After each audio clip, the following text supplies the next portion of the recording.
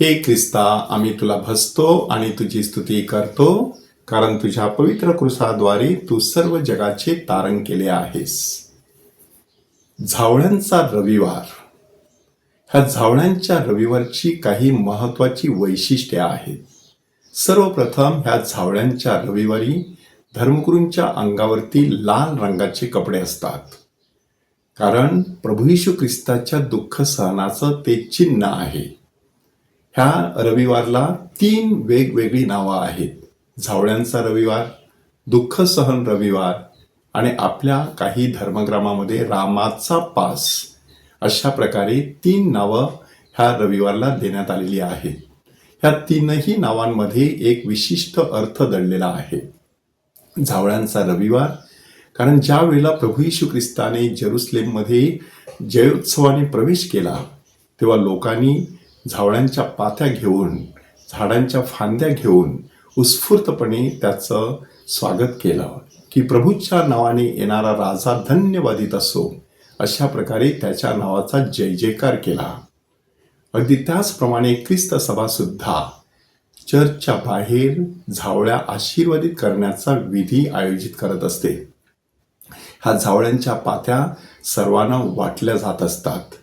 तत्पूर्वी प्रभू येशू ख्रिस्ताने जयोत्सवाने जो जेरुसलेमेत प्रवेश केला, त्याचं वर्णन त्या वर्षाच्या नुसार वाचलं जातं. ह्या वर्षी आपण हे वर्णन संत मत्तेच्या शुभवर्तमानातून ऐकणार आहोत. आणि त्यानंतर मिरवणुकीने सर्व लोक चर्चमध्ये प्रवेश करत असतात. ते चर्च म्हणजे नवीन जेरुसलेमचं प्रतीक असतं. अशा प्रकारे हा पहिला विधी त्या ठिकाणी साजरा केला जात असतो. आणि वेदीवरती पोहोचल्यानंतर सरळ प्रास्ताविक प्रार्थना म्हटली जात असते आणि मग तिथून पूर्ण मिस्साबली सुरू राहते. ह्या मिस्साबलीचं वैशिष्ट्य असं की येशूचं दुःख सहन वाचलं जात असतं. हे दुःख सहन प्रदीर्घ असतं, त्यामुळे बऱ्याच वेळेला ते पात्रांमध्ये देखील वाचलं जात असतं. धर्मगुरू येशूचं पात्र, त्यानंतर कोणीतरी पेत्राचं किंवा एक व्यक्तीचं पात्र, काही लोकांनी जमावाचं पात्र, स्त्रियांचं पात्र, अशा प्रकारे वेगवेगळी पात्र आपापली भूमिका त्यावेळेला बजावत ते दुःख सहन वाचत असतात. म्हणून ह्या रविवारला दुःख सहन रविवार असं नाव आहे. ह्या दुःख सहनाचे एकूण 4 महत्वाचे टप्पे आहेत. ते टप्पे लक्षात घेणं गरजेचं आहे. पहिला टप्पा आहे गेतसेमानी बागेमधील दुःख यातना. काय नक्की शिकायचं माणसाने त्या दुःख यातनेमधून? की जेव्हा दुःख सहन करण्याची वेळ येत असते, तेव्हा माणसाने एकांतामध्ये परमेश्वराच्या जवळ जाऊन बसायचं असतं. एक आंतरिक झगडा सुरू असतो की देह अशक्त असतो, आत्मा उत्सुक असतो, त्यावेळेला प्रार्थना करायची असते. त्याही वेळेला प्रभू येशू ख्रिस्त दुःख सहन करत असताना त्याला दुसऱ्यांच्या दुःखांचा विसर मुळीच पडलेला नाही.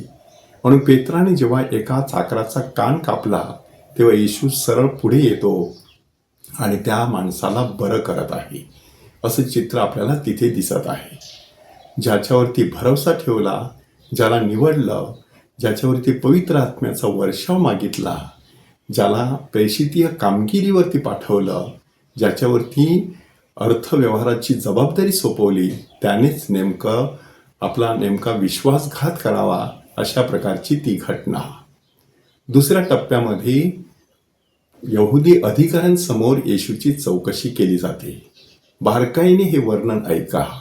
त्या ठिकाणी जे दोषारोप करण्यात आलेले आहेत ते धार्मिक स्वरूपाचे आहेत.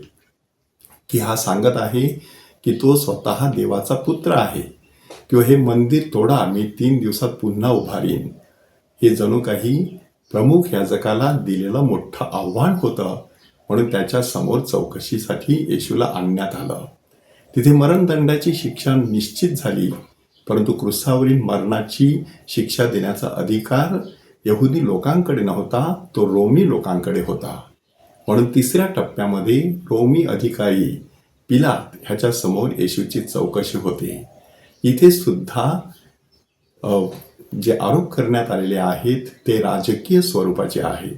की तो स्वतःला राजा समजतो, किंवा तो कैसराला कर देण्यास मनाई करतो. अशा प्रकारे रोमी अधिकाऱ्यांना देखील चिथवण्यात आलं. आणि मग चौथ्या टप्प्यामध्ये येशू क्रूसाची वाट चालतो आणि कालवारीवरती आपल्या प्राणाचं बलिदान देतो.